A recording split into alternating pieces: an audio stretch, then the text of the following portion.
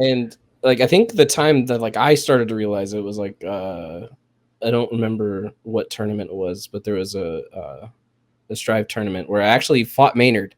I think we talked about this, and Maynard hated me because I was wake up DP in his ass every time. I was not a fan. Yeah. That's not very honorable. No, it wasn't.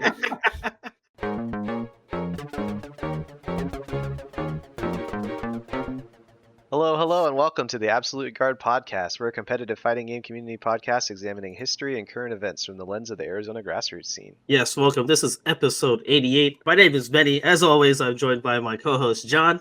And today we have Honorable coming back. He was on episode 87 last week. And then we also have our basically almost third co-host at this point, Maynard, a.k.a. the xButton. How's it going, guys? Hey, I'm doing great. What's up? I'm doing great. Cool. Honorable with the two-peat. I know, right? Back to back. Yeah, I was going to say the episode 88. 88 has a good, it means like good fortune in like Chinese, right, John? Like it symbolizes fortune and like good luck. Well, so like maybe like the year 1988 was is the year of the dragon, and so what ends up happening is like the Chinese zodiac's almost like a self-fulfilling prophecy, right? Because you have this like the superstition around the dragon being the best year, so families will actually go and plan to have kids around that year, and then what ends up happening is the schools get really competitive because that's where all the kids are like at the same grade, and so they end up it's kind of a self-fulfilling prophecy where the most successful and smartest kids are the year of the dragon. I was born in 1987, so yeah, that's why I'm better than you. Son of a bitch! I grew up in your shadow, man. Because I always like if you guys were just in Vegas for Evo 2, and like if you look at some of those slot machines that are like Chinese themed, if they have dragons or other things like that, you'll see that like the minimum bet for those is 88 cents. Oh, so, no shit! I didn't know that part. Okay. Yeah, there's some of them. Yeah. So like, I mean, I don't usually play those just because like I try to keep it on like the cheaper end. But every time I see those, I'm like, oh, this one's 88 cents. I know, like just looking at the theme. And it sucks if you lose because you get 12 cents back. Who wants a dime and 2 pennies? Like, damn. Oh, that's the worst. Oh man. Yeah. So going on, or basically what started in the last week was the Olympics. I was curious if any of you guys actually watched any of the Olympics at all, any of the events, or if you had any interest in them at all. The other one I care about is the basketball team. Like, okay. Yeah, I'm a huge basketball fan, so just seeing basically the Dream Team 2.0 has been kind of sick. Nice. Yeah, the first game, the Serbia game, I watched that one. Yeah. That was a fun game to watch. What about you, Maynard? I don't actively watch it. Like if it's on TV, like I'll check it out, see what's happening. I think the only time I actually like sat down and watched it, I looked at the recap of I want to say 2016 ping pong, because at the time GoDaddy, the place we used to work at, had the ping pong tables, and I wanted to level up, so I had to figure it out. Those Olympic ping pong players are ridiculous, dude. Like, yeah, and I learned a lot from it, a lot of form and a lot of movement. I didn't realize how much ping pong is a lot of movement. I just thought you just sat at the table, but a lot of a little backdash and movement, man. Eight-way air dash. Yeah, what about you, John? Do you watch any of the Olympics at all? I have a weird connection with the Olympics because my father's a children's gymnastics coach, and so like. Oh yeah, you mentioned it. Yeah, growing up, we would always watch gymnastics, and like he was at the point where he was coaching like pre-Olympians, I suppose, like some of the folks that he was trying to get scouted to be for the U.S. Olympics team. So. And he's got opinions about modern day Olympics and stuff. So I literally just saw the results of the women's gymnastics event, but I didn't watch it. But like I have been following Simone Biles, which nice. that's like she's a controversial figure in the gymnastics community right now. Really? Yeah, because of last Olympics, I believe she had to bow out for mental health reasons, and so a lot of the old guard, I think, in the gymnastics community was like, people kill for this chance, or not. They don't actually kill, but you know what I mean. They work their entire lifetimes for this chance, and you squandered it. And I don't personally believe that. I think that if anything, she helped shepherd in a new age of caring for your mental health for athletes who are, Yeah. ultimately under 20 years old in a lot of cases. Like the Chinese team is really young, so like I think it's pretty cool. Gymnastics became a social statement for a little while. So, but Oh, that's yeah, other than interesting. that, I don't watch the Olympics otherwise. Yeah, because I mean that's like a discussion that we had with said 3S in terms of like coaching and kind of like the old guard, right? Like kind of like the Yeah. OG mentality when it comes to like that kind of harsh coaching that you give people versus today, like that doesn't necessarily maybe work with a lot of people today. It's just a different kind of mentality. Yep. There doesn't need to be that kind of like breaking down of people and then build you up, right? Like, Yep. I mean, yeah, that has results, but it's like that's not the only way to get results. Yeah, I was gonna say we've been experiencing a lot of like changing of the guard kind of mentality across a lot of different fields, like in politics and in the Olympics. I would even say in our local scene, like there's a lot of new up and comers, new generations of players that have joined joined with Street Fighter 6 rather, and leveled up the community. Even on this call alone, like we have like three millennials and a Gen Xer. I'm pretty sure I'm a millennial. I don't know what the Are you a Zoomer? cutoff is. No, I'm like 99% sure I'm not a Zoomer. yeah, look, no, the thing I watch pretty much like so there's this thing on because a lot of the stuff's been on Peacock, and they have this thing called Gold Zone. And if you watch the NFL, they have a thing called Red Zone, where like any team that's like close to scoring or is in the red zone, which is like 20 yards or in, they switch to that game or they switch to those plays, right? Because that's what people want to see, right? Oh, that's cool. That's interesting.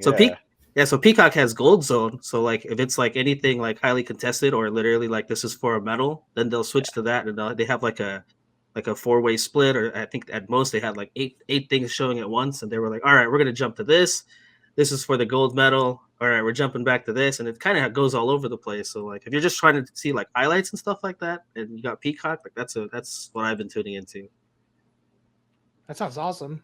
So I got to bring it up because it's somewhat relevant to somebody in our community. Did you see that fencing clip? I wanted to bring that's what I was gonna bring up because like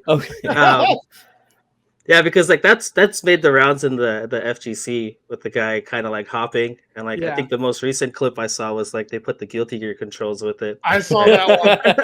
That man didn't have anti-airs, man. Wait, so sorry for the folks who don't know what the hell's going on, i.e. me. Like what fencing clip? There's this clip. Hold on, let me see if I can find it. I thought somebody posted it in the socials. I'm gonna send it to you real quick, John. Yeah, you can put it up on screen. But what happens in the clip? For the audio listeners, there's a part where a guy gets pushed back to his corner, and they're going to do some sort of spacing. But because he's in the corner, he starts hopping very vigorously, and he's just constantly jumping and slowly moving forward. It's kind of like a slow walk forward, and he's walking him down to his opponent's corner. Yeah, that's what I was gonna say. Think of it like if you were dashing and like your opponent just kept on back dashing. Yep. The guy just started holding back. The guy in the offense just lost all of his zone. And then eventually he found an opportunity to lunge in and get a strike. Yeah. So, yeah, he's galloping like a horse. Yeah.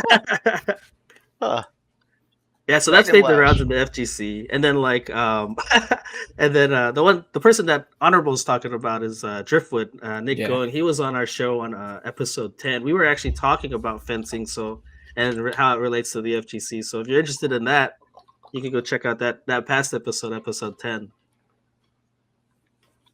But yeah, I've been wanting to message. I've been wanting to message Driftwood about like, is this legit? Can you do this? Like, is this a tactic? Like, yeah, I mean, it seems to be legit. I mean, there was, the judge. If it wasn't legit, the judge right there would have called him out on it or said something. I meant more like I'm just shocked that the guy this guy's floating in the air. He can't move. It's like in a fighting game. Can't you just DP, like lunge at him? He has no more control of his ground movement. He took advantage of his opponent's weakness. There you go. No anti-airs. I'm going to keep jumping. It's funny because the motion of it is like just rhythmic enough for people to put music behind too. So the memes are going to be godlike, I think. Yeah. There was one that someone made it. He was talking about it earlier. They put the Guilty Gear controller overlay, like in practice mode. So it was just like Yeah. constantly up, forward, forward. The guy just constantly backdashing. That's Yeah. awesome. Oh man, Yeah, it's cool. good times. Yeah, I was watching fencing too, because like I guess I don't know if that's completely over, but there was a lot of that early on in the first few days. So I was watching that, and amongst other things, rugby.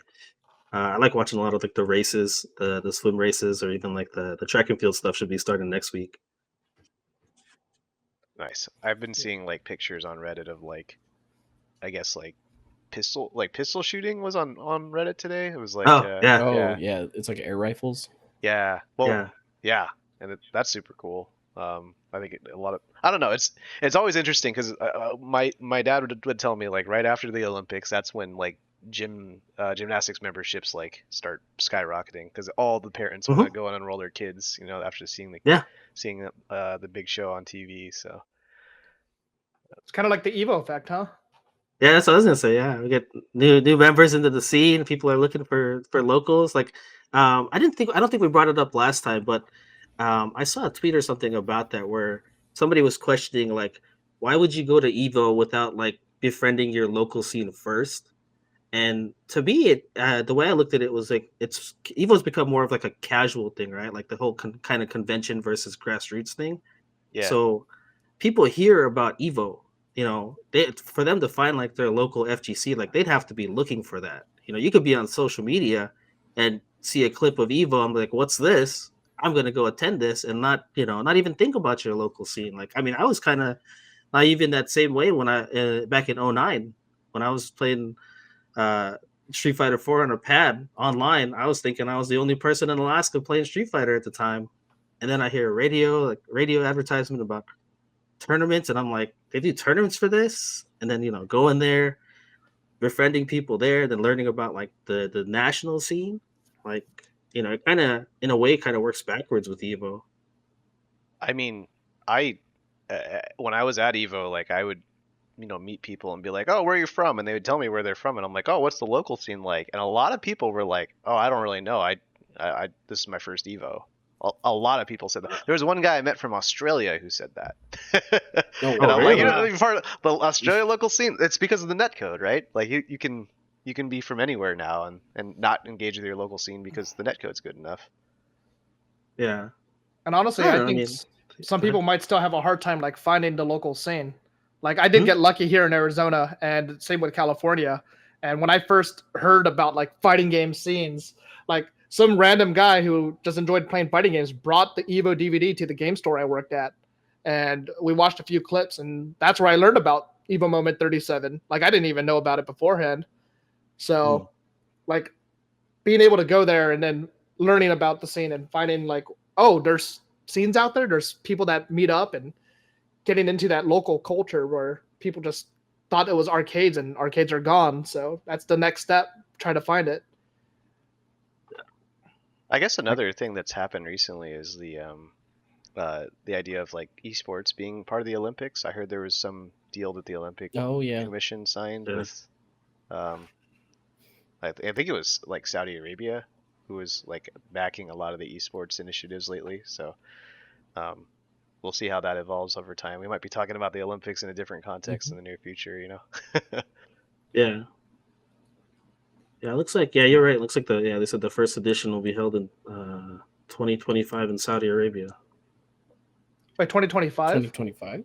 Well, I mean, I'm just looking at like a kind of like a headline thing. Okay, I But thought I like the guess, Olympics was like every 2 to 4 years between Yeah. winter 4 and years. Yeah, the winter and summer. Because Yeah. like it's 4 years, but it looks like they're getting their foot off the ground with something next year in Saudi Arabia from just a general headline that I saw. So gotcha.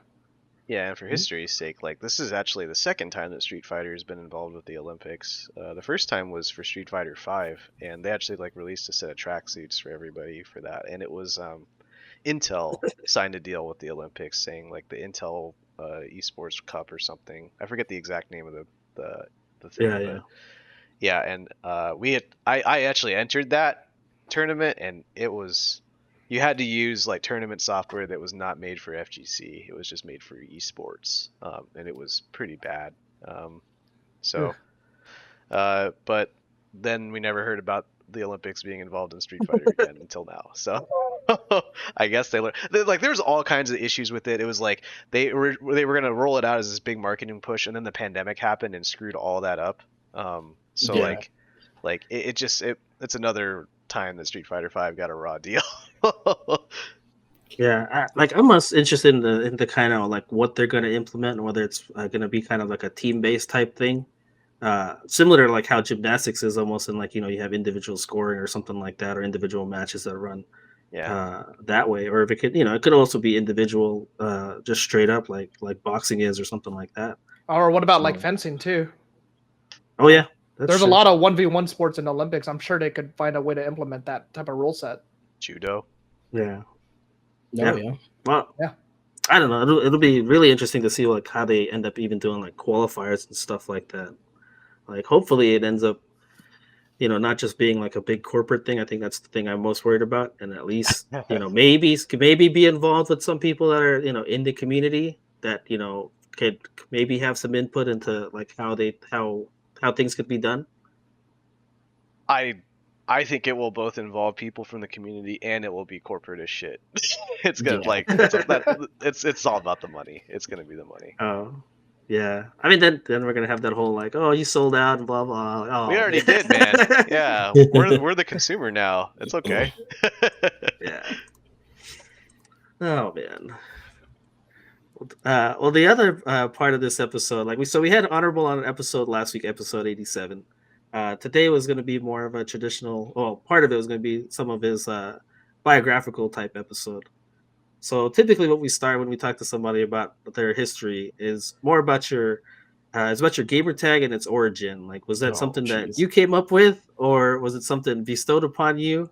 Like, how did that come about? So I used to compete in Call of Duty when I was like fresh out of high school. And we had a group of friends that played, and we had my name was originally xLHonorable, and the XL stood for extra luck. Teenage shit, just XL. It's funny, haha. So we kind of rolled with that for a bit, and it was like xLHonorable, XL Valuable. All the names end with able, and I just kind of rocked with it for I was thinking it wouldn't last long, but it just kind of stuck along with me throughout the years, and I just kind of rolled with it. But I recently changed it to honorable because I kept getting called like LX honorable or X honorable. So I'm just going to drop the XL and just go with honorable to avoid it. But the XL still catches up with me because my friends love to mess with me because there's a video out there of a clip of me playing Call of Duty where my friends call me the run and gunner, and I forgot to bring it up. I saw in the little blurb that you guys did for the podcast last week where it's like the run and gunner himself, xLHonorable or whatever like that. And I was like, sons of bitches. Oh, John put that in the tagline? Yeah. Yeah, Mr. Roddick. I didn't even see that. Yeah. I love it. Nice. It got a good laugh out of me. I was like, man, it's cool to see, like, because that whole meme kind of came from my friends, like, supporting me through watching the streams at tournaments. So, like, my one friend always brought it up, and it never fails. And then Maynard picked it up, and then it's kind of just carried on. Yeah. Now it's been immortalized in podcast format. Yeah. I saw it once because I was like reading chat while Honorable was playing a match. I just see, yo, the run and gunner. My head shot up. I'm like, what the fuck did you just say? Yeah. So like I read it out loud and I'm like, yo, you got some homies cheering you on. And I immediately knew who it was. I was like, God damn it. What Call of Duty did you play? You said you were playing competitively. I competed in Black Ops 1 and Modern Warfare 3. And it was never like in-person stuff. It was all like game battles and stuff like that. I never got good enough to like go to like a in-person kind of event. But I don't know. I used to play Call of Duty religiously, and like, I played probably up until about Modern Warfare 3 too, and like, I don't know. I never liked the competitive rules when it came to stuff. Like it was almost like Smash, right? Like Smash, like they disabled the items. And like for me, like if I play Smash with friends, like I want items and I want randomness and I want all this stuff to be used, right? Yeah. And it was the same thing like Call of Duty. Like I'd use the grenade launcher, I'd use claymores, and then like I was looking up rule sets, and they're like, "Oh, we don't allow this." Yeah, And no I'm just like, grenade "What?" launchers. They got rid of all the fun perks. Like, Yeah, like I exactly. think it was in Call of Duty 2, or Modern Warfare 2, Commando, where you could knife somebody from a quarter mile away, basically. Yeah. Yeah. So yeah, that was like what really got me into like esports, and then it translated to League because all my friends that I played Call of Duty with switched over to League, which Okay. that's a fucking addiction and a half for me. I love that game for years. And I got away from it for like 5 years. And then my friend's like, "Hey, you want to play again?" And I'm like, "Sure." And then that turned into another 2 years of playing that godforsaken game. It's fun with friends. I can't play it alone anymore. I So can't. you really Yeah, are yeah, selling it right now. Yeah, it's Playing with friends is like, I mean, that changes up the dynamic of almost anything. I think you could play the shittiest game in the world, and if you got good friends to play with, like it doesn't even matter.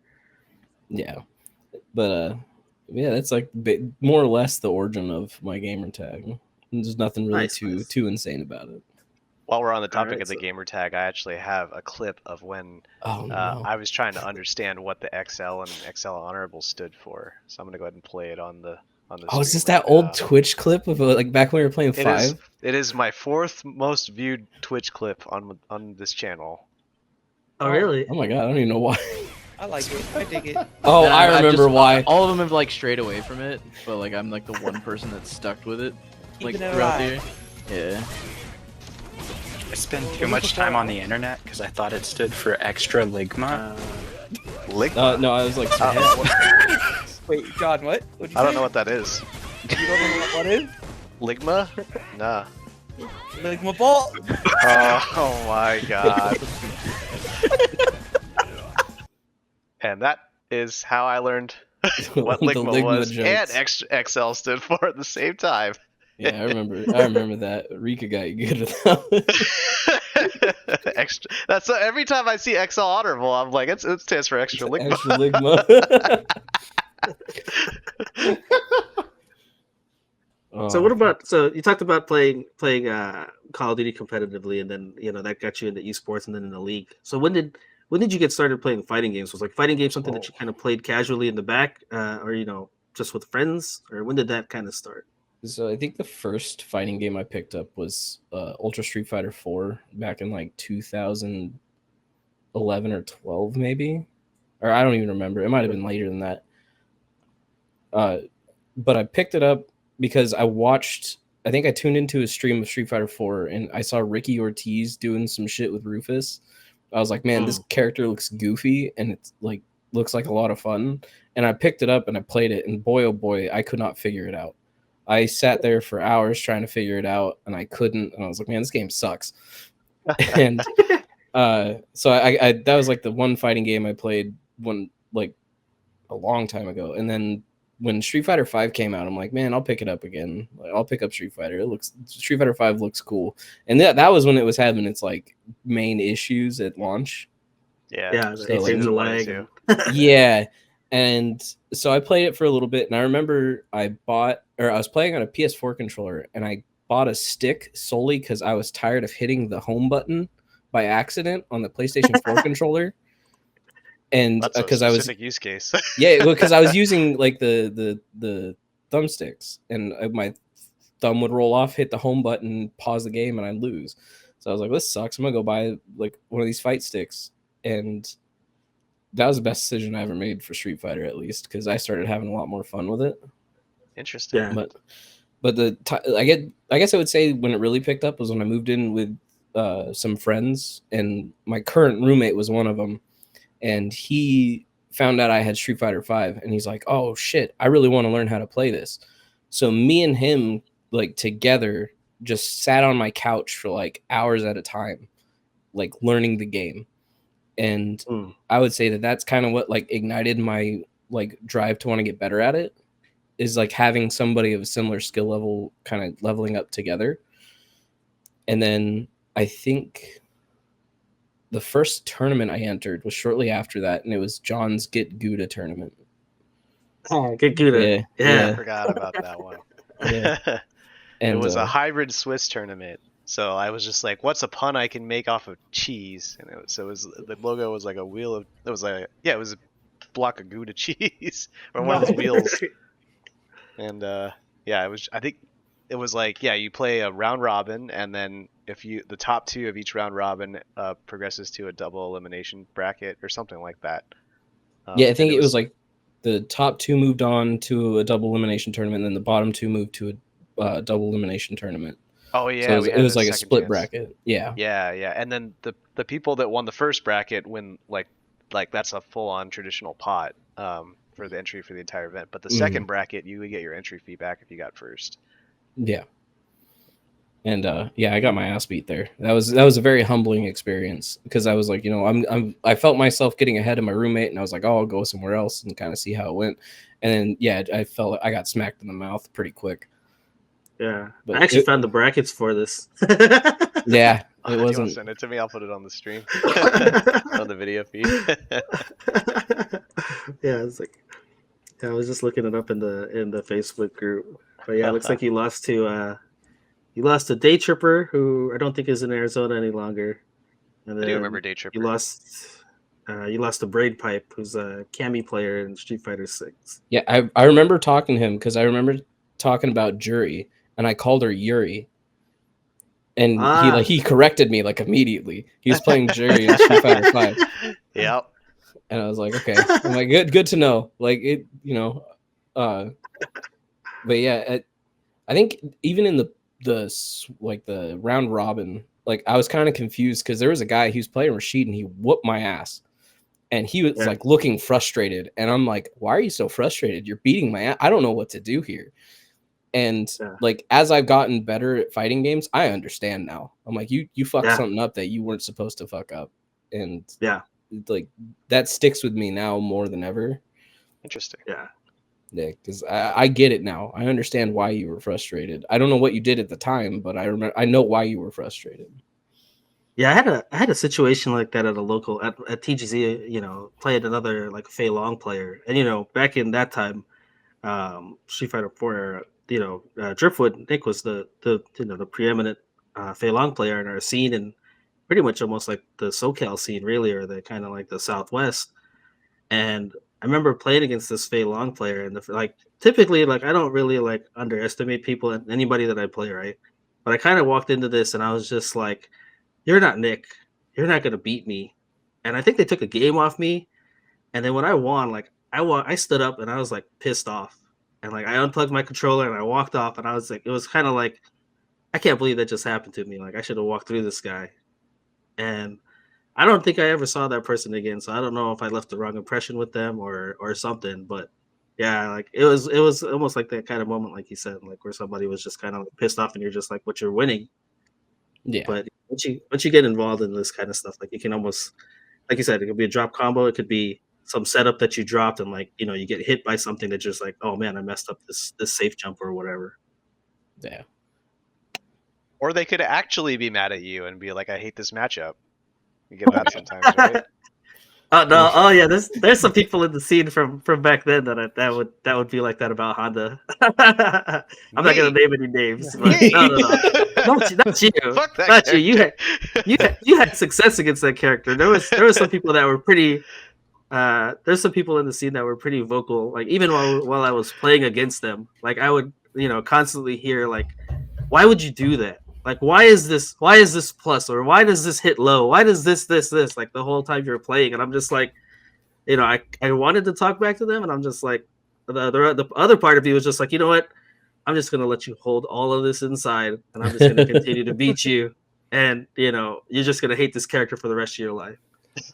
I mean, John does have 88 episodes of him talking trash about E Honda, so Yeah. It's nearly every episode at this point, yeah. Oh man! So you said that was your introduction to the competitive scene, was in the Get Gouda tournament that John hosted.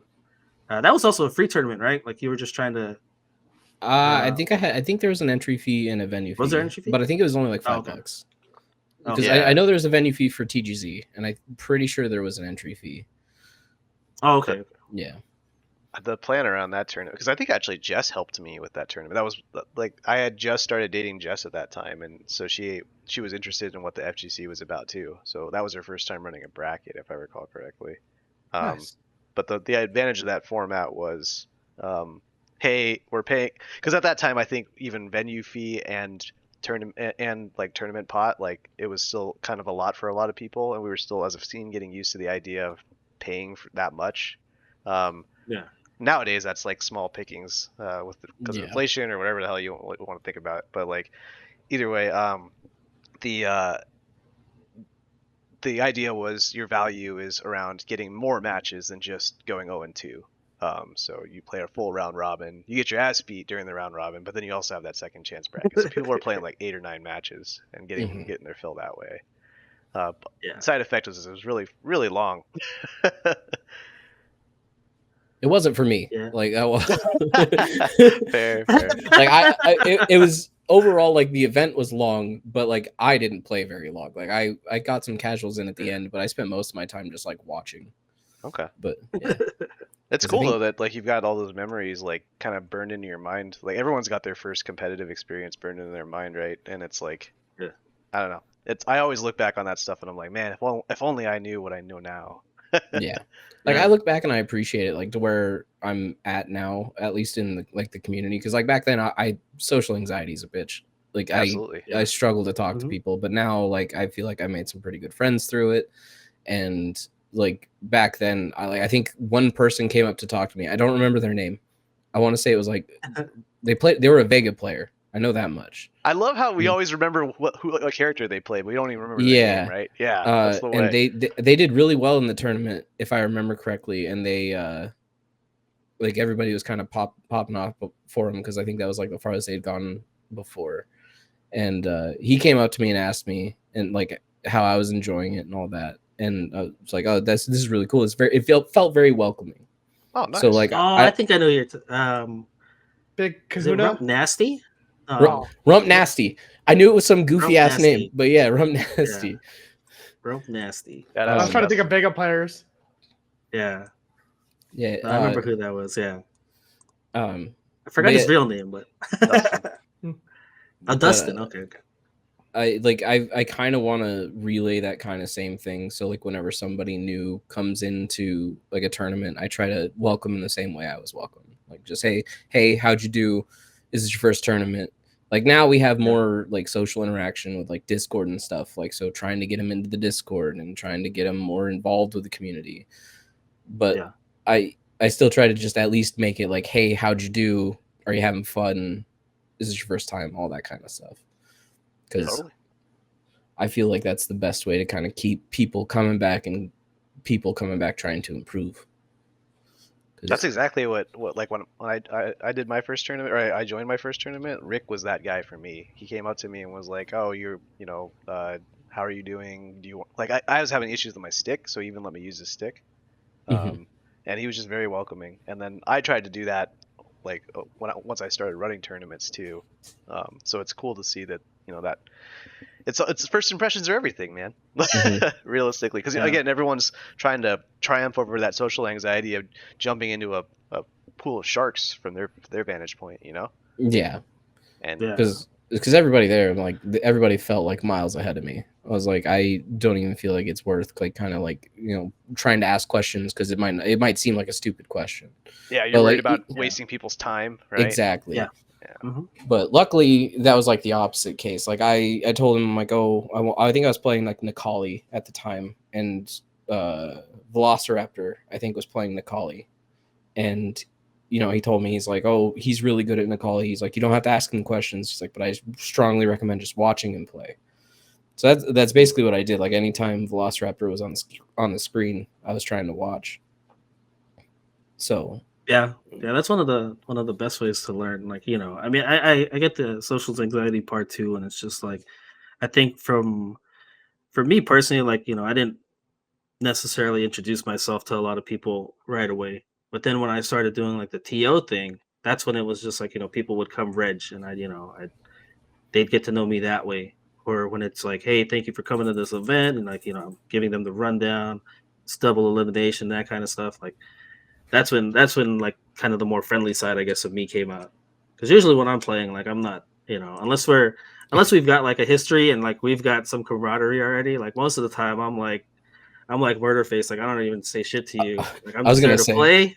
the couple times I've played you in tournament, man, I think I'd be lucky if I get a fucking word out of you. It's like GG at the end. That's about it. But I'm like, I get it because like I played sports in high school. I was like the same way. Like if you're on the other side of me, I don't give a shit about you.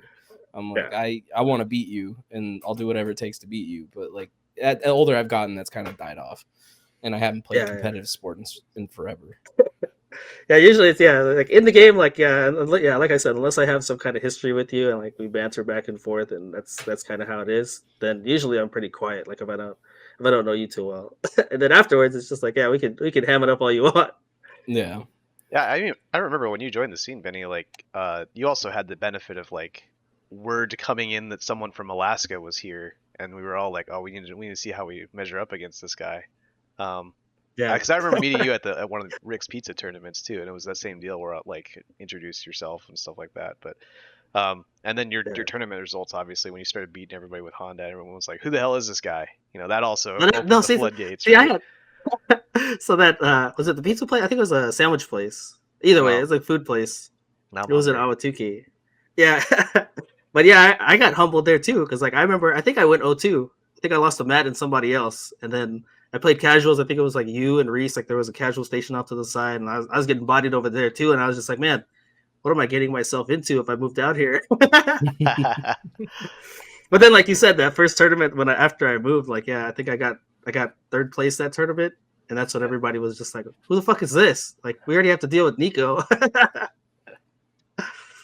Well, okay, so that we covered your first tournament there, Cody. But like, what kept you coming back, or like how'd you decide to get involving yourself in the scene? So it was actually your streams, like back when like the pandemic really started. You mean the one that you're on right now? Yeah. Inception. We're getting meta. No, because like it was like at the start of the pandemic, my mom had some like medical issues going on at the start of the pandemic, so I literally isolated myself from like everybody. Like I went to work and I came home. That was it. So I like Jon would stream pretty regularly when he was playing 5. And I also had nothing to do during that time. Yeah. So like I would pop in and he'd be playing games with Zane, and I'd be like, "Hey, do you guys mind if I join?" And I kept like doing that and playing. I felt myself improving.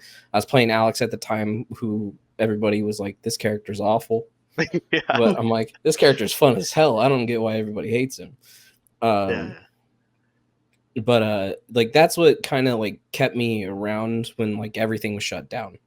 And then when the pandemic was kind of winding down a little bit, was when Guilty Gear Strive came out. And then that's when I feel like found my footing in fighting games. Like I found a character that I really liked. In a play style that I really liked, and I just kind of stuck with that. And I mean, I played against Jon in Guilty Gear a bunch when it came out too, getting bodied by his Ram. Well, that was the cool part is like when we played 5 together, like realistically, I had a decent head start, and like you were still learning how to play fighting games, so it was pretty one-sided. But then I was like, okay, cool. So he's working on it, but it'll take some time. And then we start playing Strive together, and I do my usual stuff because I pick up games pretty quick, and I like ran the machine with Ram a couple times with all of our groups of friends. And then gradually you started getting to be able to beat me, and then I think by the end of it we were like 50-50, or you came out ahead because your Leo was pretty godlike towards the end. Like something clicked. I just remember like that stark realization being like, oh my god, Cody's really good at fighting games. Yeah. And like I think the time that like I started to realize it was like I don't remember what tournament it was, but there was a Strive tournament where I actually fought Maynard. I think we talked about this, and Maynard hated me because I was wake up DPing his ass every time. I was not a fan. Yeah. That's not very honorable. No, it wasn't. There's some extra ligma on that DP. But like that was like the first like tournament where I was like actually winning games, and like I didn't go to losers immediately.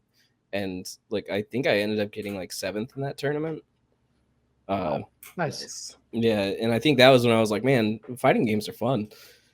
Yeah. And that kind of carried over to 6 when it came out, and 6 I felt like I found my footing in a lot easier than most fighting games, because Nice. Marissa, again, fun, fit my play style, lots of armor, which is always fun, pisses a lot of people off.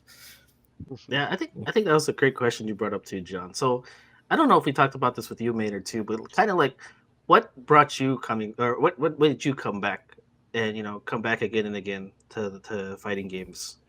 I mean, I had that departure playing League of Legends, and then like I was just kind of lost with competitive games in general. And I just 2017, I was like hanging out with Offensive, and Okay. we went to TGZ. It was for Dead or Alive, King of Fighters, and I can't even think of the third game. But I remember going for King of Fighters because that's what Offensive played. It was 14 at the time. And I noticed DOA was there. It didn't have many people, and I was like, I love DOA back in the day. Let me play. And got my ass beat. It was great. But that's where I met Dragon Ninja, and started hanging out with him after that. I'm like, you know what? I'm having a lot of fun with DOA, and then that's where I kind of started sticking to it. Dragon Ninja helped me out, coached me a lot, helped me with learning the game's triangle system and helping me improve. And at the time, I had a big rivalry with Vacuum Tech. That's where it started, and like he was beating me in casuals, but then I don't remember why he wanted to money match me, and I was like, all right, cool, let's money match. I was able to beat him. It went 5-3, and then like 2 months later, like after some tournaments, he's like, hey, I want to rematch you, money match you again, and that's where I 5-0'd him, and and it just kept going, and he kept wanting to money match me. Like that's where I was like realizing like, okay, cool, like this guy's like not on my level anymore. I'm sorry, Vacuum Tech, if you're watching, but at that point I was just like, Hey, it's kind of what happened.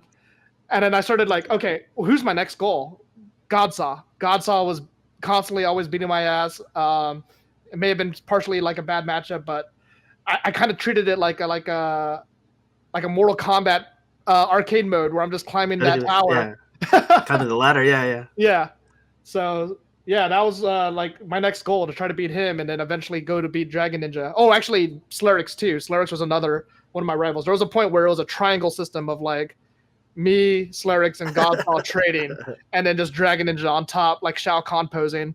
Just Yeah. so Nice. Like that. I mean, you talk about rivals, and like that's I've talked about that before too. That's like I started out like I didn't start out 0-2. That's the thing. Like I started out second place at my first tournament. Then I got humbled hard, and then I started to develop rivalries with people in my scene, and like I kind of had that same mentality where it's just like it wasn't money matches, but I would like lose to them in tournament, and I'd be like, I want to get to the point to where this person can't beat me anymore, And then like you said, you get to that next rung, and you're just like, all right, I'm at this point, and above this person. Who's the next person that I could realistically, get on their level? Because there's always going to be people at the top, and like if you want to get there, that's that's much further down the line. Most people don't just ascend there that quickly.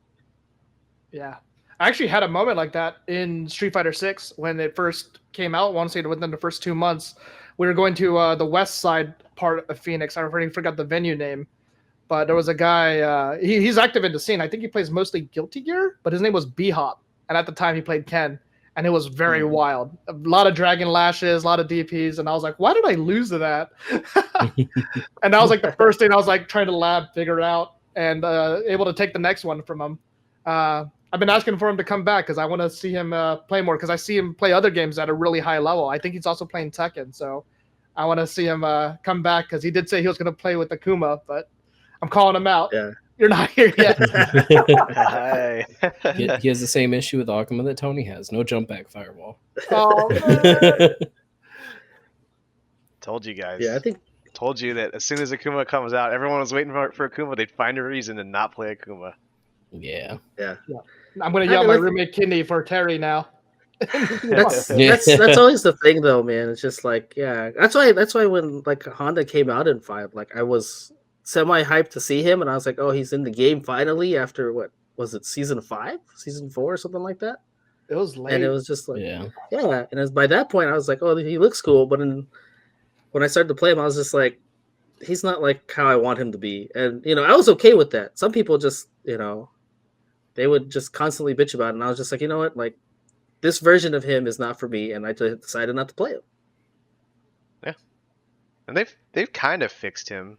Like, I've played against some Hondas recently, and he's much more neutral oriented now than he was. And it's annoying. I don't like it. I hate that character.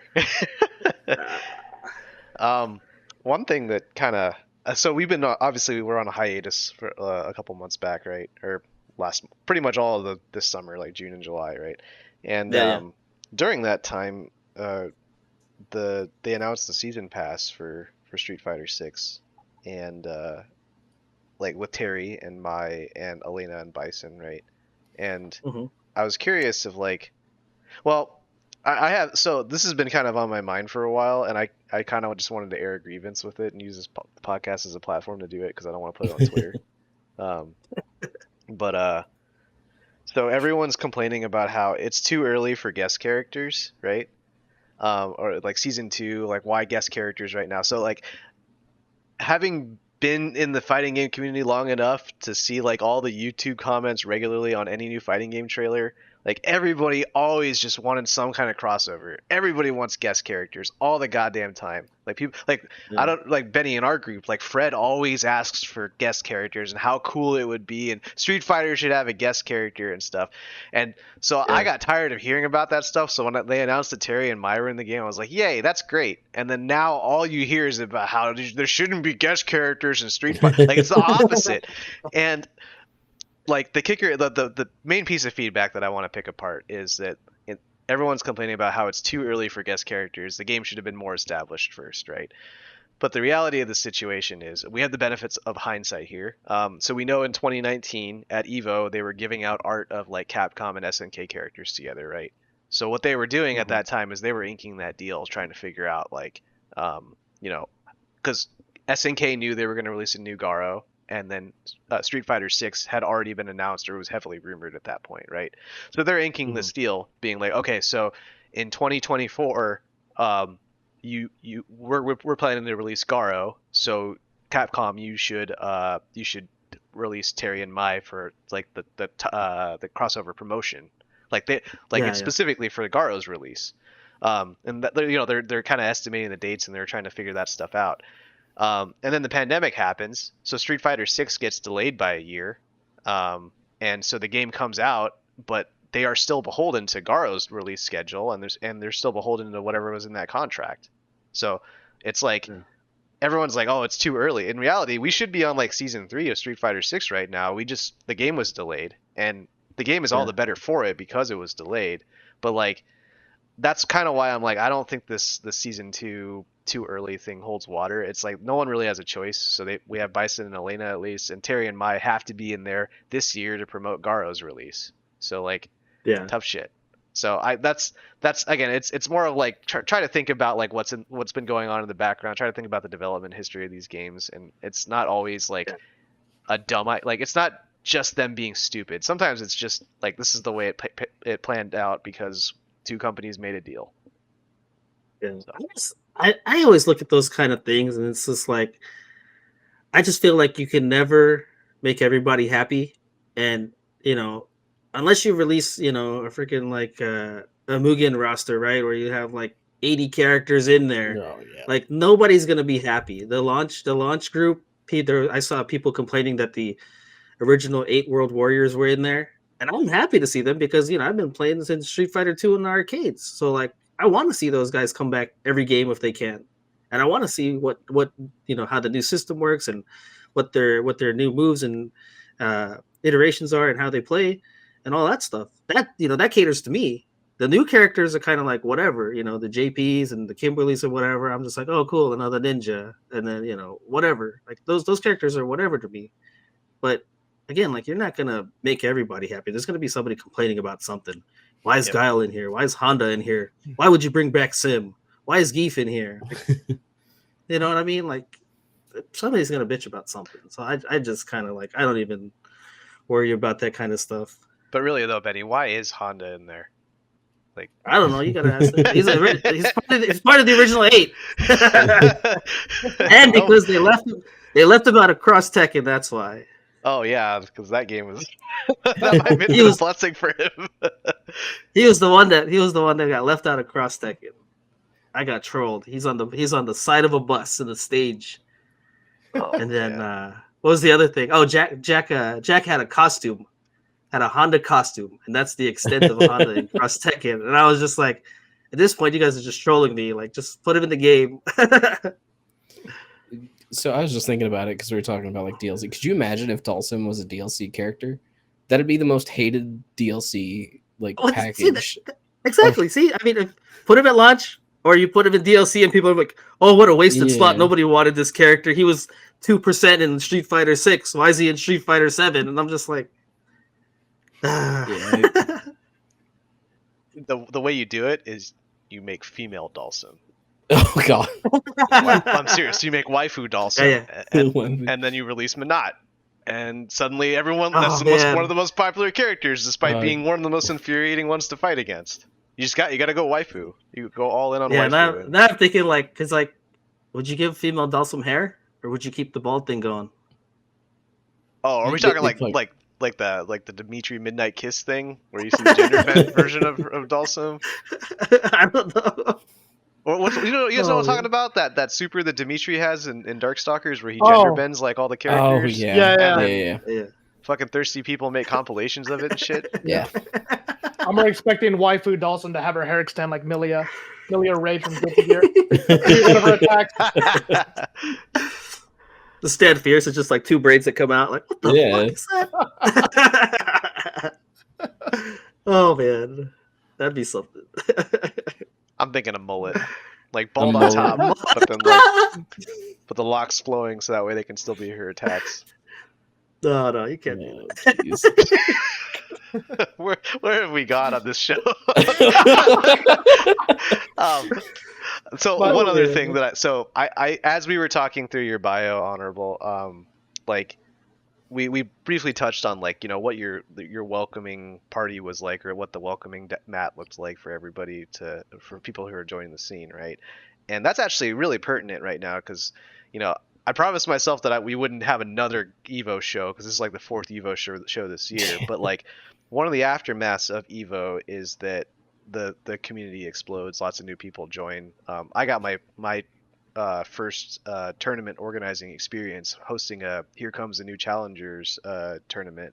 It was 2 weeks after Evo, and the goal is usually just to capture the excitement that everybody has from watching the stream and wanting to grow the community then and there, because what happens organically with the community usually is we have a group of players that go to Evo, and we had a lot of fun, and you can check out previous episodes for our times there, but we come back and we're burnt the fuck out. And if you talk to any of the OGs in our scene, they will usually traditionally say that after Evo is the refractory period of the scene. That's the off season, where no big majors were going on during that time.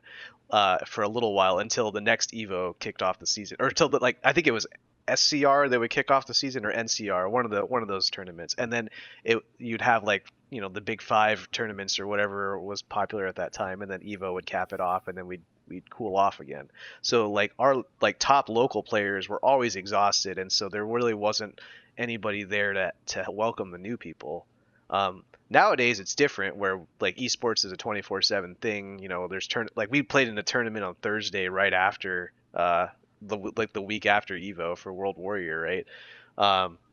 So all that to say is we are in that period, literally as we're taping this right now, where people are a lot of people I think are interested in fighting games right now because they saw Evo for the first time. I think even locally, there have been people that have joined the scene. I've seen some new people on our Discord, and for all we know, there's plenty of other small groups of players out there that are just playing amongst themselves, playing their roommates or playing their friends, and just doing that ladder match thing that Maynard was talking about, where it's like, okay, I've got to beat this friend first, and then this friend first, and then this friend, and then I need to break into the local scene, and you got to do that all over again.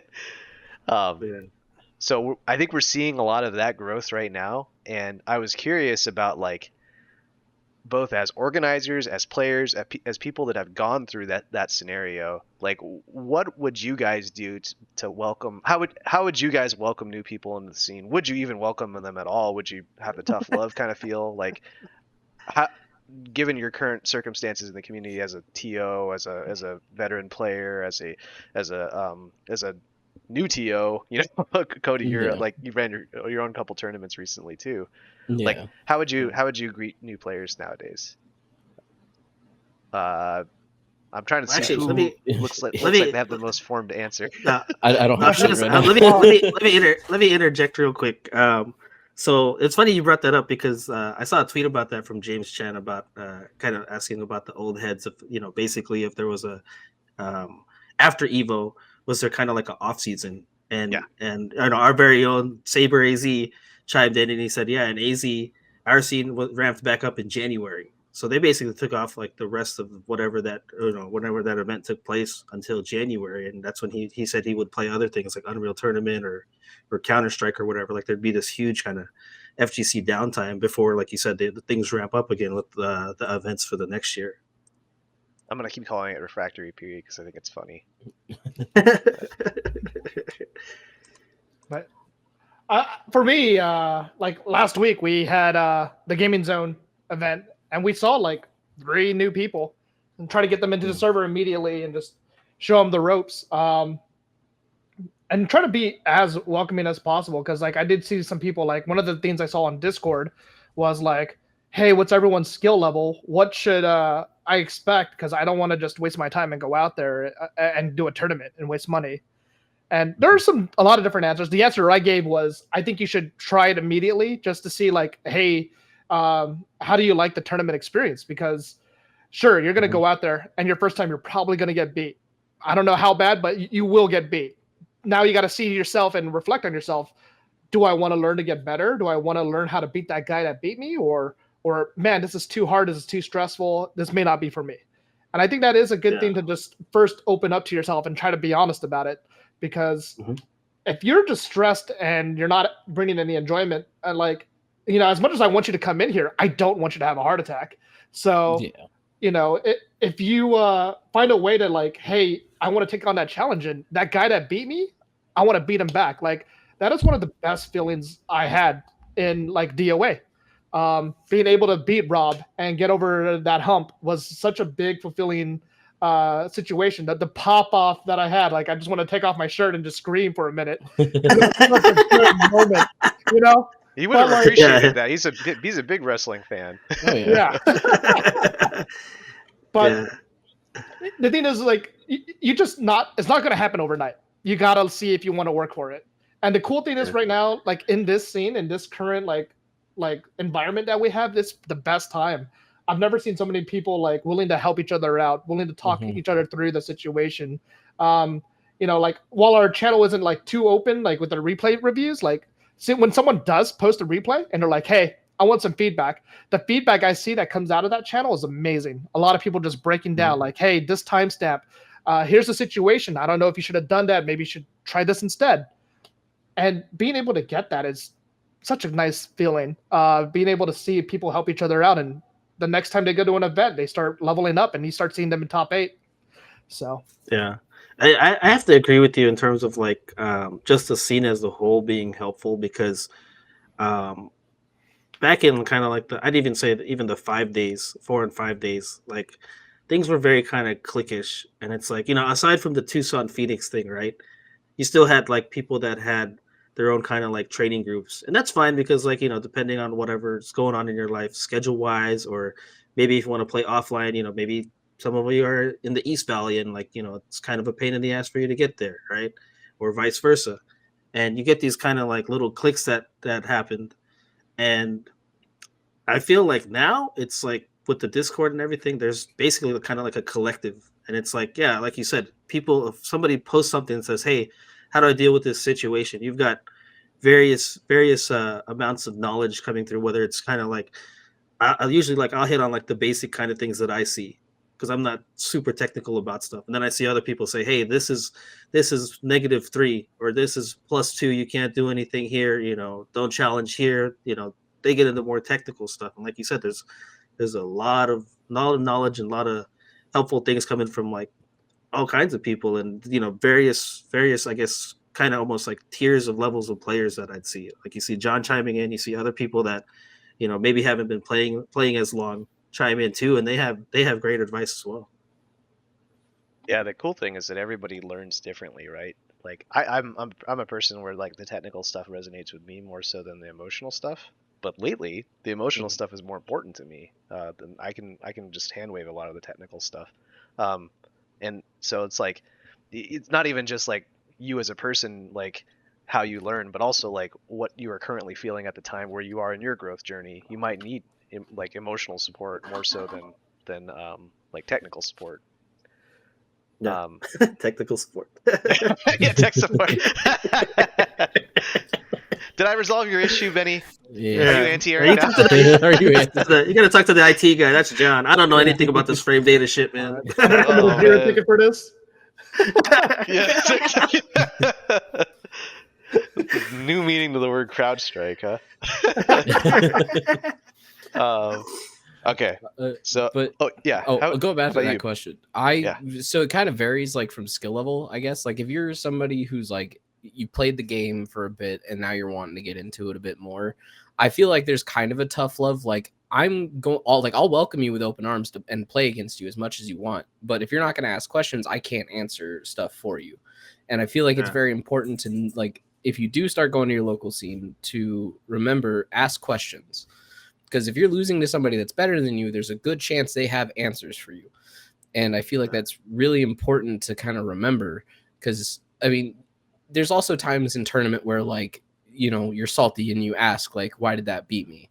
And then there's some, like, disingenuous, I guess would call it. Like, I'm trying to think of a better way to word it.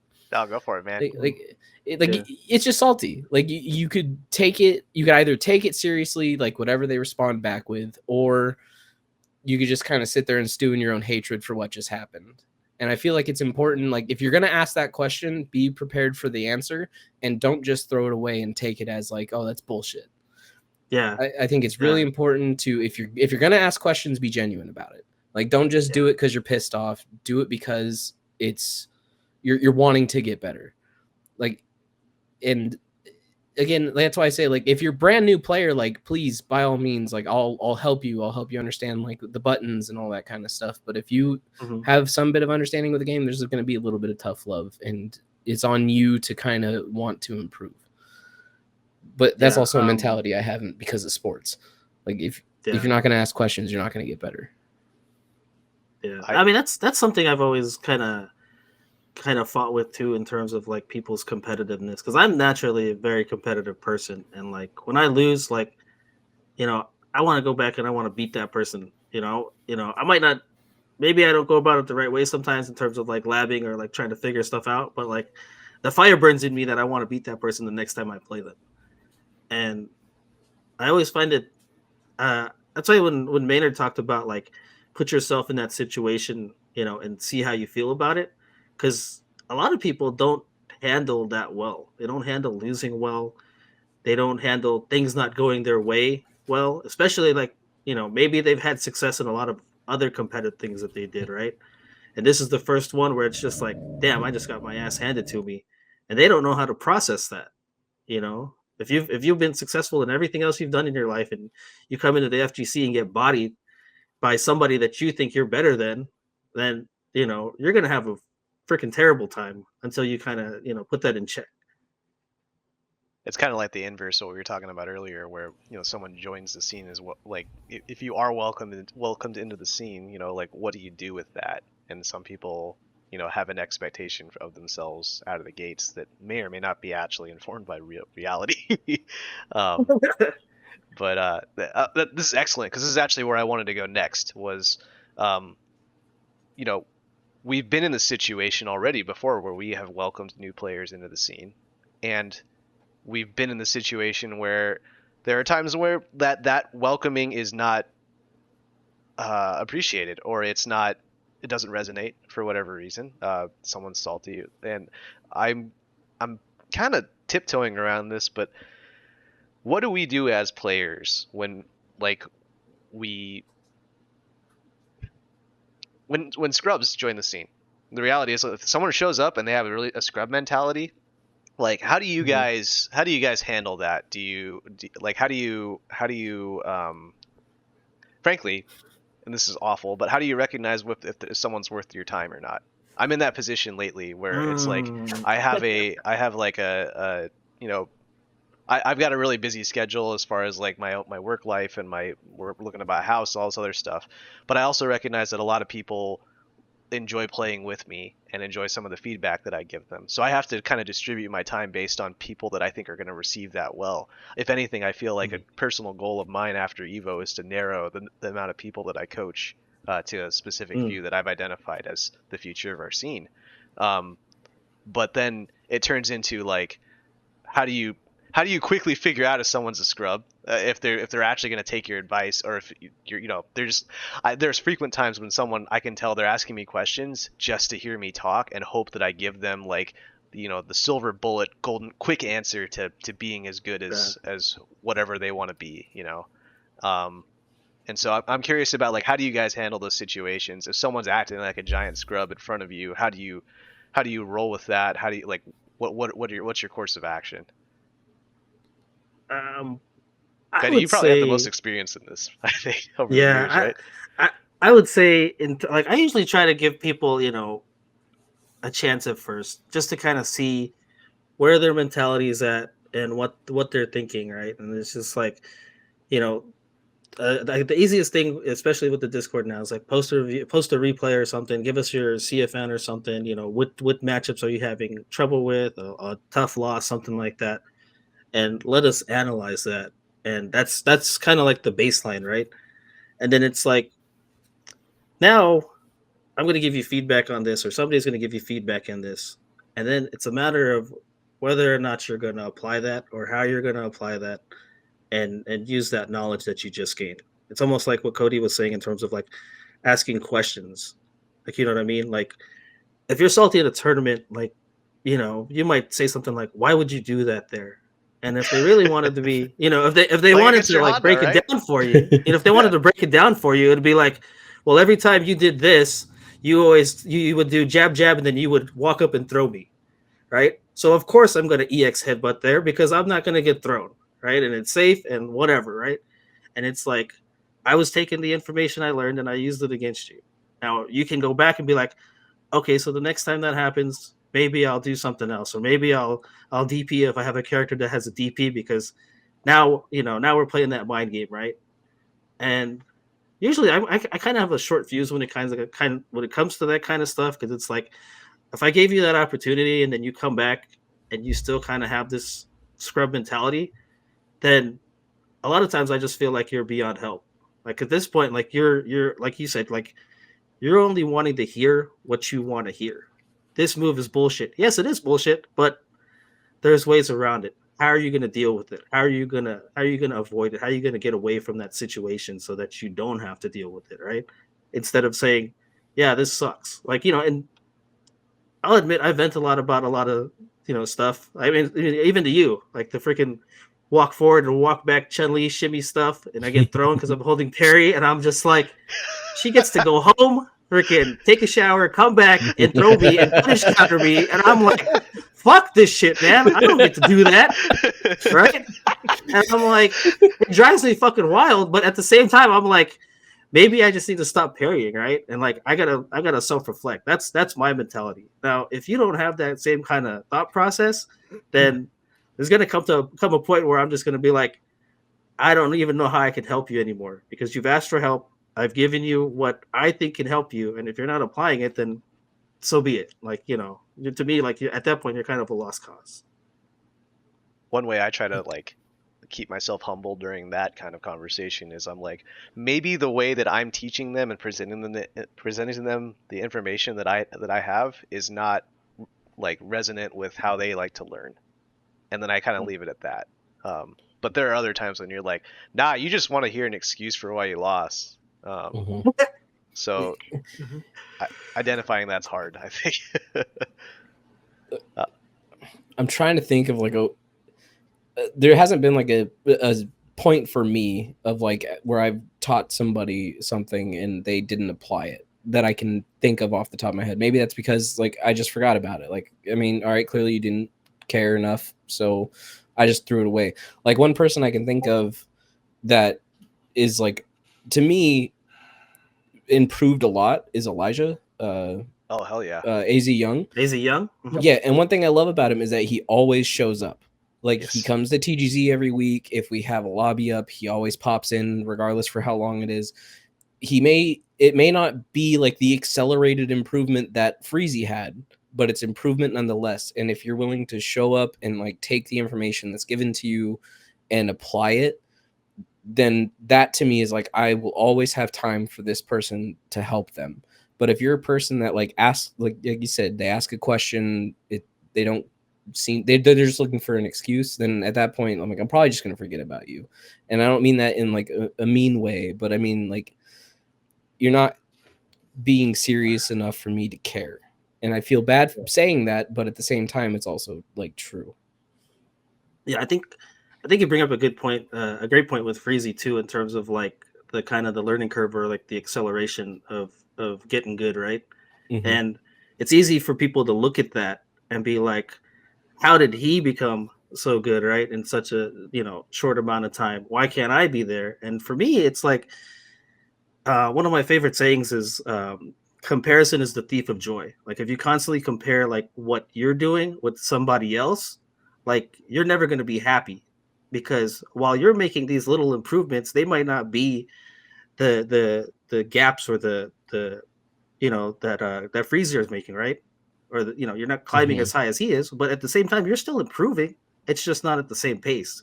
So instead of looking at what he's doing and saying, "Oh man, he's doing well, he's beating these top players," look at yourself and look at where you were from the beginning, and you'll see improvement if you were actually working at it. That's a strong point. I remember talking to Zane about this too a long time ago, and because Zane is he's a nuclear engineer by trade, and so like I one of the first engineering principles or classes you take is calculus, right? And calculus, it's all about Calc 1 at least is all about derivatives, which is rate of change. So if you have a situation where your training partner beats you, 60% of the time, and then you win 40% of the time, and then you get better, but you still lose 60% of the time, your friend still beats you that same amount, it's also because your friend's getting better too. So even though like the result hasn't changed, or even the ratio for the result hasn't changed, it's because like you are that does not mean you are not improving. Like you're still improving. It's just you have to improve at a faster rate of change than your friend does. You have to make up for the discrepancy in skill. Yeah.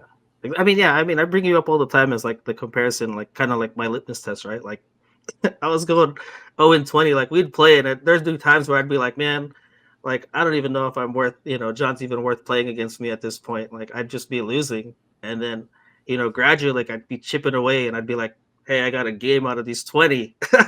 I got 3 games out of this 20, and I was just like, to me, like I had to look at it that way. It's like you said, like where you were at and where I was at, where we were so far apart.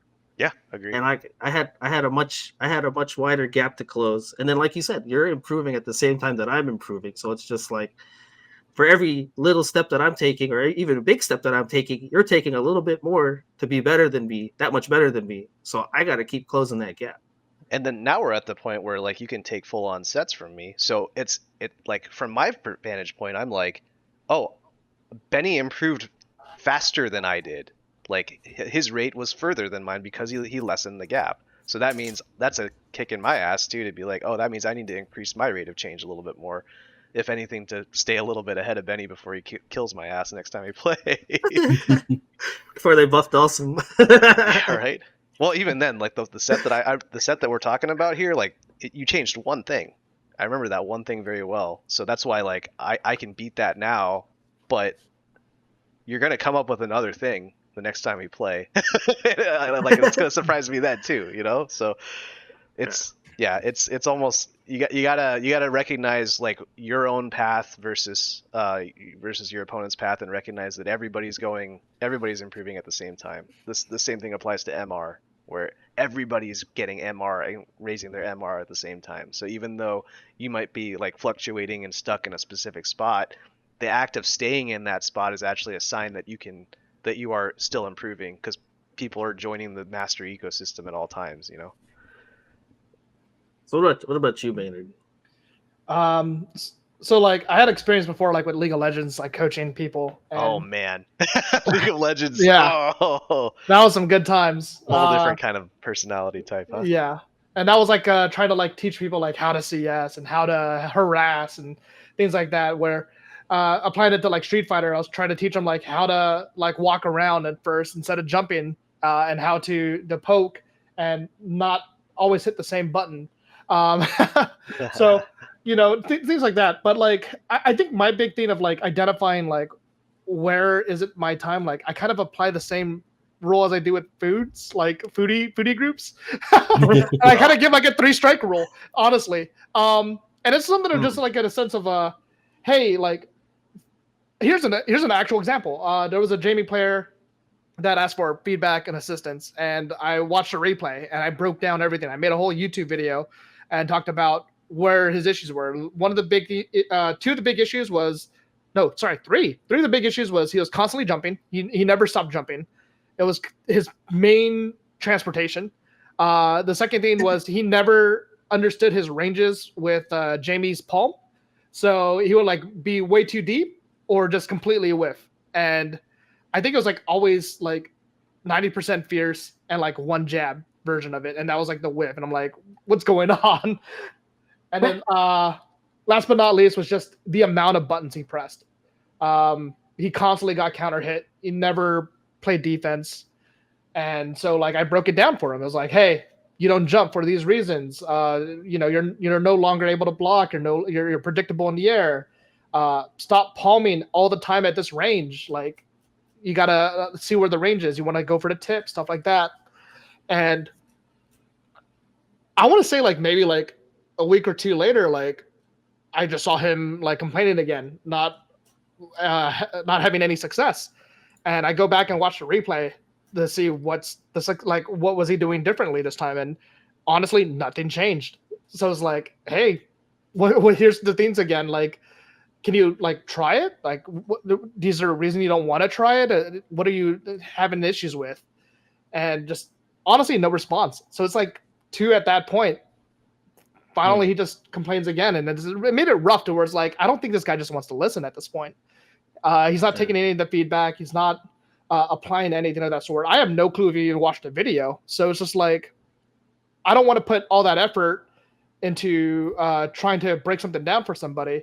And I understand that there could be a different way of approaching it. Like I even asked for like, hey, let's do like actual games. Let's actually play against each other.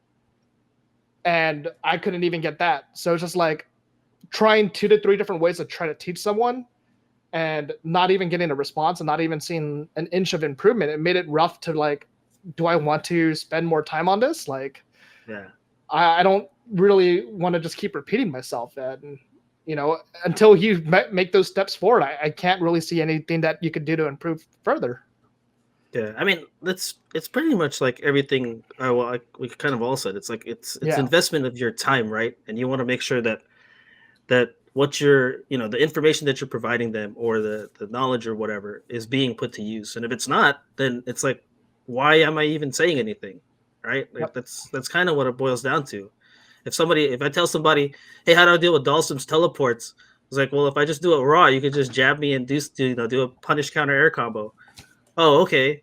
And if you continue to play me and I still don't see you do that, I'm going to be like, what are we even talking about anymore? Like, you know, that's like a pretty basic punish punish idea to put into your mind that you should be recognizing. And if you're not going to do it, then it's like, it's, I don't know, it gets frustrating to me, like just kind of dealing with those kind of situations and those kind of people. Yeah, and I think like there's also a difference of like not seeing it at all versus someone making even the attempt. And I would rather see them make the attempt and fail than not make the attempt at all. Even in my shoes, I remember John was like saying, "Hey, you got to get that kill combo. You got to burn your drive rush. You got to burn your level 3 meter. You have those resources. You could kill me." And I would drop it, but at least you'll see me like parry in the mid. You'll see my move and then instantly parry. Like at least I attempted. Yeah. But Yeah. You got to be faster. That's all. Yeah. That's the same kind of feedback I got when me and Scott have been playing at work, or I don't know how you described it, John. It was kind of like when you're implementing new things into your game, right? You're always going to kind of have like that downward trend as you're putting those into your game, and then eventually, like once you start hitting those things, or once you start converting those combos and doing those things, your success rate will start to go up from there. Yeah, but a lot of people they try something new and then it doesn't immediately pay off, so they get frustrated or just say that's not the answer that I was looking for, right? But exactly. Yeah, you have to overuse something to figure out when to use it right. So you're going to get punished for overusing it, I think that's something I'm struggling with, like brand new character with Bison, like trying to like kind of break old habits with a different character and apply like new habits with a character. Like I've been getting like frustrated with Bison. Like I'm like, but I also understand like this is part of the growing pains. Yeah. And like I think we can use last night's, like when we were playing games last night, like you were trying to tell me ways on how to deal with Cammy dive kick, and like just trying to implement those different options. And I feel like if you're willing to take the advice and at least try to apply it, and then even if you, like Maynard said, if you fail, it's way more attractive to kind of want to keep helping that person than it is if like somebody just doesn't take the information you gave them and goes right back to doing the shit they were doing before. Yeah, I mean, you could. It's one of those things that's like easily seen too, right? Like if somebody says, like John was saying, like do the burn your meter and do the kill combo, right? You could see when somebody's attempting that, and if it drops, like, I was kind of thinking that same way, like, right, like if I attempt it and if the execution's not there yet, then I got to be okay with that. Like that's part of the growing pains. That's I think what John says, probably the most easily correctable thing is your execution. Yeah. Right now, if you made a poor decision, you got to question everything else. Like, why the hell did I do that right there? But if it's a matter of like, oh well, I just didn't complete this combo and I would have won, then you got to be okay with that, and then, that's just going to come with time. Yeah, execution is the easiest thing to work on because you can do that by yourself. You don't need to have an opponent, and you don't and make decisions like that. You can just grind that out by yourself. I find this to be one of the more fulfilling topics to discuss because in a lot of ways it's actually like my core conflict in the fighting game community since I joined the scene. Because it's really easy for us to be like, let's all join hands and sing Kumbaya and welcome all the new people to join the scene, right? But on the flip side, when Benny and I were kids or younger when we were joining the scene, and Maynard as well for Street Fighter 4, I remember how toxic that Street Fighter 4 scene was, where it was the opposite, where it was like, we want to have tough love and we want to make sure that you're worth our time, but we don't know how to convey that. So all we're going to do is just pick on you and call you a scrub or some shit. Like I saw so many people get like, I got lucky because Rick was really awesome as a mentor for me. Then, I gradually fell in with a group of friends within the scene, formed my own clique, but at the same time, that support group, I got to climb the ladder as Maynard did with DOA. But like, I just think that at the time, our scene was so, we were all younger, and so we didn't really know how to express that desire to be like, hey, I do want to mentor you, but like, I need you to prove to me that you're worth my time.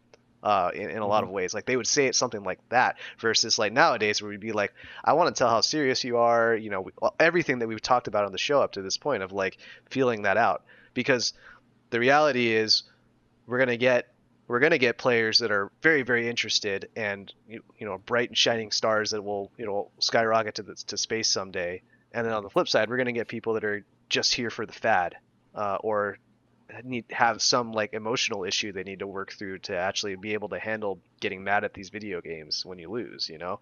Like, so Yeah. there's just there's all these different ways of like debates over the years of how to run the scene. Like you have like we talked about this when we had Abe on the show as well, right? Where it's like, do you focus on being a welcoming presence and building a very large community of mediocre players, or do you focus on a very tight group of a small group of like really strong, hopeful players that have proven themselves to you to be worth your time? And the answer is always both, but like we need to be able to discern that, I think. So that's my soapbox. I just like lately I've been kind of recognizing that my role in the community has been like I am starting to limit myself a little bit more towards the future generations of players. The players that I play with on the regular are the folks that like I know understand the feedback that I give them and the way that I give it. So we just naturally gel, and so like why not push that relationship further rather than trying to build a bunch of new ones with people that I haven't met before, you know? I mean, it's I remember like it's always funny like when we're in voice chat or something and you're just like, you're like ripping into me and you're just like, are you okay with this? And I'm just like, yeah, I'm fine. But I know some people it's just funny that you would even like question that. To me, I'm just like, yeah, whatever, Oh, you're playing like a scrub. Why would you do that? Come on, Benny, kill him right now. And I'm just like, oh shit. I was like, I dropped my combo. I try my best because there's a reason why I identify everybody by generations earlier on the call, because like I know that Scott and Jeff and Benny learn differently than Freezy does, or that Chase does, or that Maynard and Cody do. And so like I do try to put on different voices sometimes. And one of those for Benny, I get to unleash the tough love. I get to pretend that I'm Abe for a little bit, and it's great because that's how Abe taught me. And like Abe was also one of my fighting game mentors, and he taught me a lot about footsies and a lot about grinding, and then also a lot about like what it means to focus on a small group of players, and the value that brings. Like the Tucson Street Fighter 4 community that he helped cultivate is something that it had strong results, and so like I don't know, I just find myself lately I'm like I feel like I'm changing from Rick to Abe as far as models go in the local scene. Is I'm like I think I know who I want to help coach. Yeah, I feel like it's a tough balancing act also, like because I mean a lot of people look at you as kind of like the leader of our community in a lot of ways, like at least in terms of like performance in games. So I think a lot of people like, oh, I want to learn from Jon kind of stuff. And I feel like you said, it's hard to kind of try to find that balance between who you want to coach and who like wants coaching. Well, now we're kind of at an event horizon there where like I think Freezy and Chase and Christian and Flappy, like they have already eclipsed my results. And so now I'm like, I get to see what it looks like now for them to give advice to other people. And I think that's where episodes like this, I think, are going to be most educational. Yeah. And like shout outs to Freezy with also trying to help with coaching, because there's a lot of things that he eclipsed over me. And me as a player, and being able to beat Freezy up at the beginning, whenever he coached me, I would get frustrated, and I just honestly needed to get myself an ego check and be like, yo, man, he is helping you, he is trying his best, and he's assisting you with getting better. And I'm like, you know what? I talked to him about it and everything, and he helped me out a lot more after that. And he showed me a lot of cool things with Cammy as well. And even like last night, he helped us with some of the matchup experience that we needed. Yeah. So it's a real ego check when you got to like kind of learn from a 15-year-old as like an almost 40-year-old. Like you got like 30 years experience on this guy almost, and you got to kind of learn from him, which I feel like you have to check your ego at that. You can't get frustrated at him. You kind of have to be ready to understand like they're better than you. Just you're gonna have to deal with it. The best mentors, the best mentors are the ones that recognize what they can learn from the people they're helping. And the worst mentors I've seen are the ones that are dogmatic and are like, this is the way it is because my own validation is on the line, so therefore you have to do it this way, right? And those are the ones where I'm like, I wish I hadn't listened to you when I was younger. Yeah, no, I was gonna say as the oldest one here, like I had to come with I had to come. What am I trying to say? You had to face the reality or come to the Yeah, I had to face realization. Yeah, I had to face the reality that I was gonna be losing to basically everybody was gonna be younger than me, other than maybe like 3 or 4 people in the scene. So like to me that like that's never bothered me because like I'm one of the older people in the scene. And to be honest, like if I'm beating you, I'm kind of just like I feel like I'm the exception in a way because I'm just like I don't want to hear your excuses about I got a family and I got kids and I got all this other stuff. And I was like, hey, guess who also has that? And it's like, and for me, like it's funny you mentioned Freezy Maynard because like I didn't have that opportunity to beat up on him. Like by the time I was starting to play him, he's kicked my ass in every tournament that I've ever played. So whenever that opportunity comes, that pop up is gonna be real. Yeah, he's been your demon, right? Like, he's been my tournament demon everywhere. Every tournament that I've been to, or not every tournament, but like if I played him in a tournament, I haven't beat him yet. That's rough. You him and Gustavo Benny should start a support group. Now, have you got a Discord? Have you got hit with the future is now, old man? Oh yeah. Oh man, yeah, you hit Scott with that one a while back. Yeah, that was at the last chance qualifier for the XCS. Yeah. I'm not looking forward to the day I get hit with that. No, he's gonna do it next time. Next time he beats you in tournament, he's just gonna do it. Oh, that doesn't count now. I put it on the effort. Either. I would say like I am your ride home, right? We're at Tucson here. Like you don't have a ride home. On the flip side too, we also have to recognize that just because a player is really really good doesn't mean they're going to be a great teacher. And just like you brought up earlier, Cody, that like my results, kind of put me in a leadership position in the scene. But like, there's plenty of people that I know who are really really good players, but their communication skills are distributed. Their stat points are distributed somewhere else. Yeah. And, so it's like that like I'm thinking of Freezy specifically, where I'm not even saying he has bad communication skills, but I'm like, it's a 15-year-old kid. So there's a point where like if you're salty and you're angry and you want him to tell you how to fix your gameplay, he's still a 15-year-old kid, so he's going to tell you how a 15-year-old kid would. Yeah. So like you have to keep in mind who you're talking to as well, or who you're asking. And I'm not saying he doesn't teach well, because he teaches very well. But the next 15-year-old kid you talk to might want to talk more about the Riz or TikTok. They might Fortnite dance on you or something. The floss. You just need a summer break, a little 2-3 months off, where you could just grind in the lab. Like I can't just do that at work. Yeah. There was I'll talk about one of the moments where it really ticked me off was he constantly told me like, "Hey, you could have killed there." Yeah. I'm like, "Shut the hell up, kid." The match is still going. And the cool thing is he has to learn those formative lessons too, because we all have had those situations. Yeah. And I mean, honestly, like it's still good that he said that, because it's like it did help me like react to it and reflect on it. But like I was so heated at the time just because I was like, man, I'm gonna throw this match now. Oh man. You do kill now, be willing to because of it. Yeah. But I mean, he's been doing it to Sia too. Like every time he plays Sia and Sia could have killed him, he's like basically stops. He's like, you could have killed me. But don't. So it's like he's gonna beat it in your head, and he's gonna say it to you mid set. He doesn't care.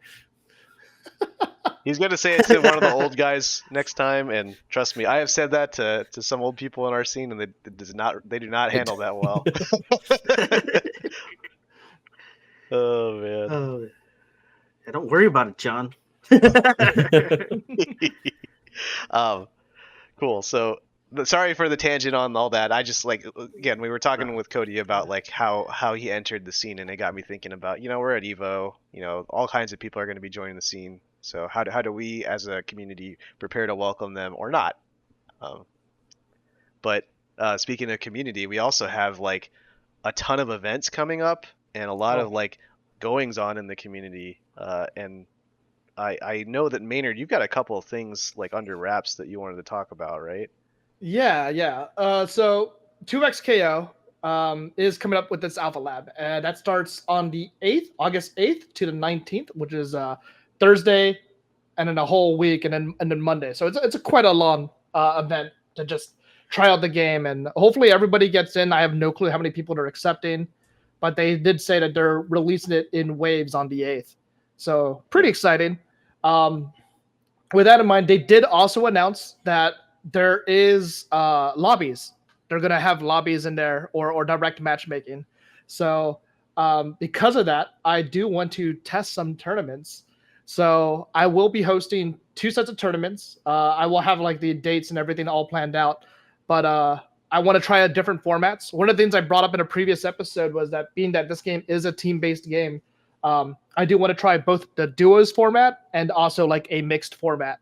So a mixed format being you could play solo by yourself, or you could come in with your friend and you could join in as a team. Who knows? I'm more than likely a solo person's going to win just because I've already tried the game out, and definitely solo still has a big advantage from what I'm seeing. But hey, if someone could cook with a homie, I'm going to let them cook. I want to see how they could do and see if they could try for it. So definitely going to allow it. So once again, I'm hosting 2 sets of tournaments. Once for sure on the 11th, and then I'm trying to see if I can figure out for the second one. I think it might be on the 18th.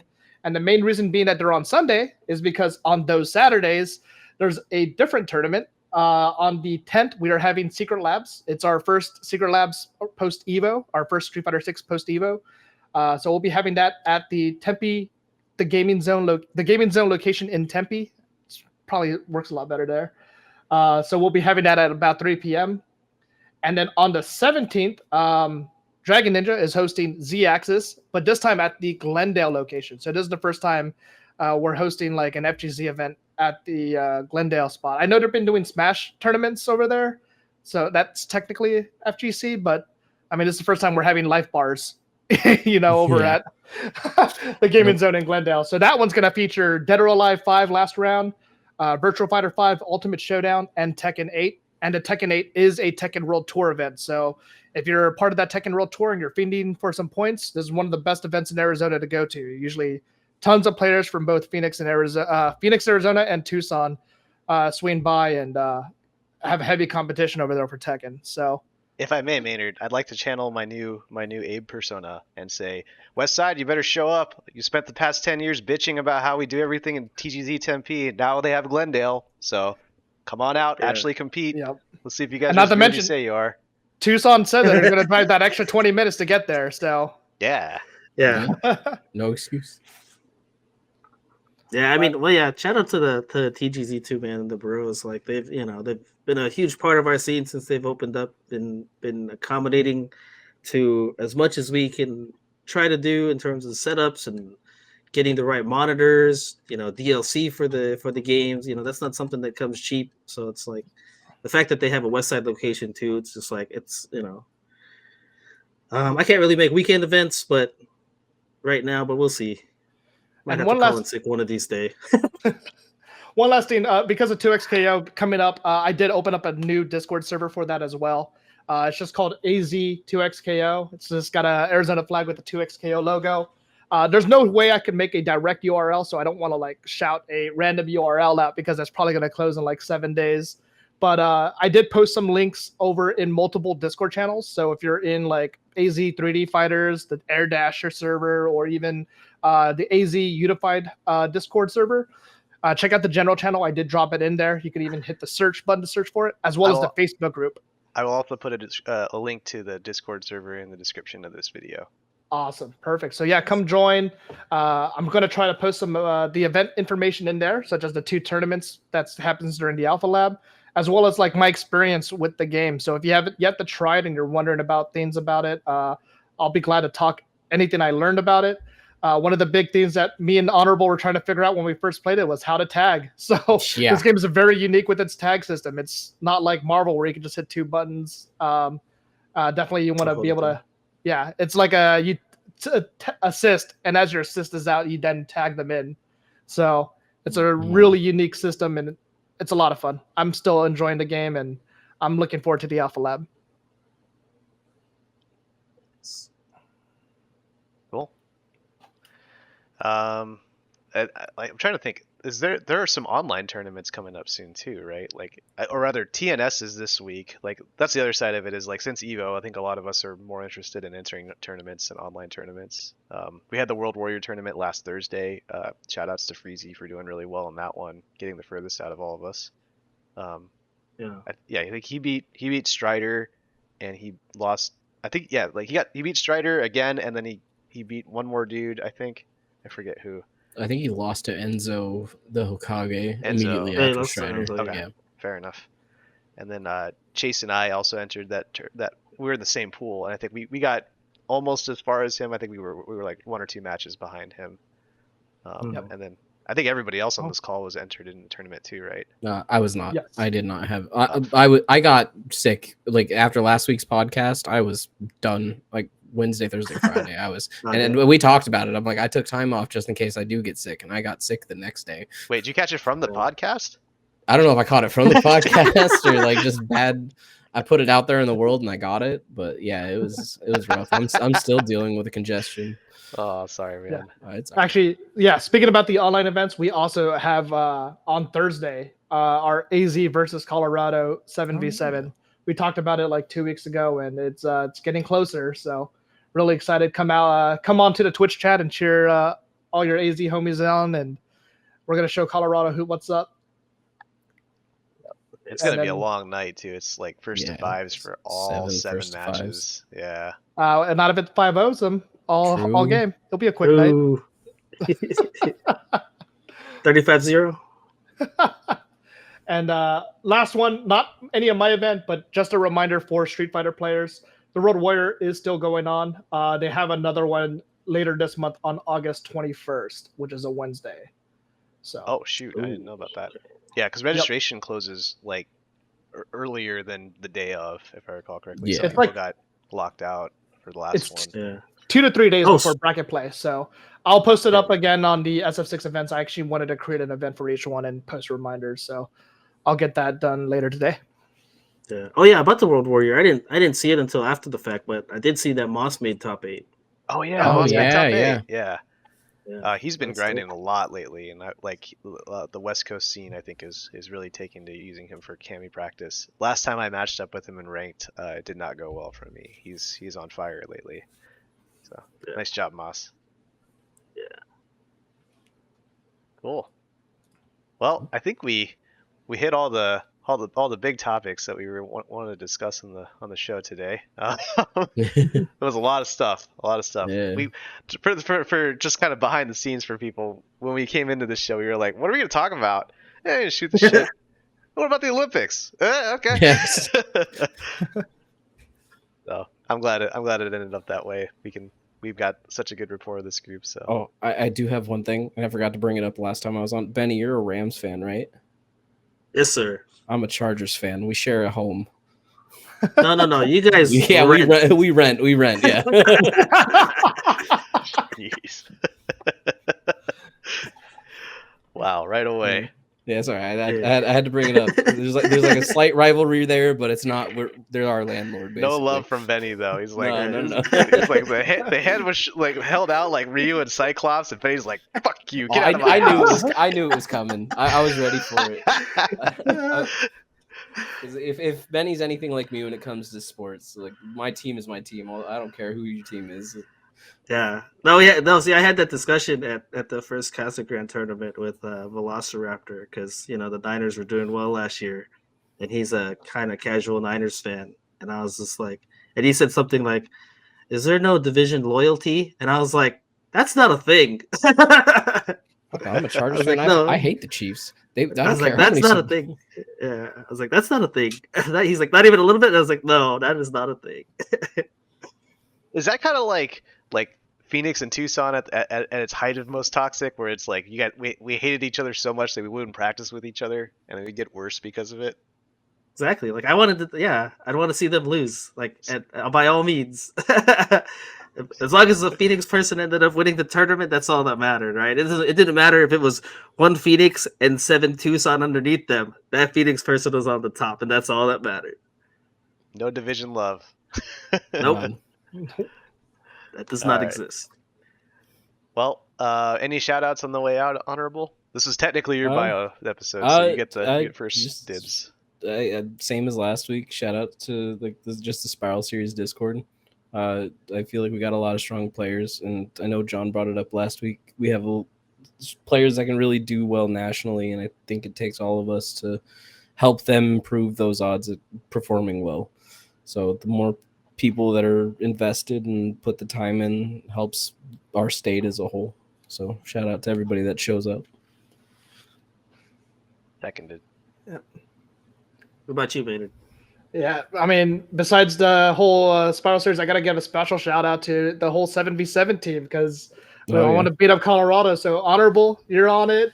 It's like Orange, Porta John, Big Mac Combo 96, Sia, and Freezy. Big shout outs to you guys. Thanks for participating in this, and let's go kick some ass on Thursday. Yeah. Woo. Yeah, I'm going to have to sleep through most of that, but when I tune in, I expect to see you guys up. Yeah, you're going to wake up to some W's. It'll be over. 5-0 all the way through. No, I'm just new character. I shouldn't be saying shit. I think you're probably going first, dog. Yeah, I am. Set the bar really high out of the gate. Yeah, That's all right. Well, that about wraps up our show then. Let's see. Damn it. I knew I was going to mess it up again this time. All right. Here you go. This has been the Absolute Guard Podcast, episode 88 with Jon, Benny, Maynard, and Honorable, a.k.a. Cody, a.k.a. Mr. Run and Gun. You can find us on Twitch at twitch.tv/Spiral Series, YouTube at youtube.com/Spiral Series, and Apple Podcasts and Spotify under Absolute Guard. You know, I was listening to some podcasts recently, and they just say, wherever you get your podcasts. So maybe I'll say that from now on. Just wherever you get your podcasts. Have a good night, everybody. We'll see you next week. Later, guys. Laters.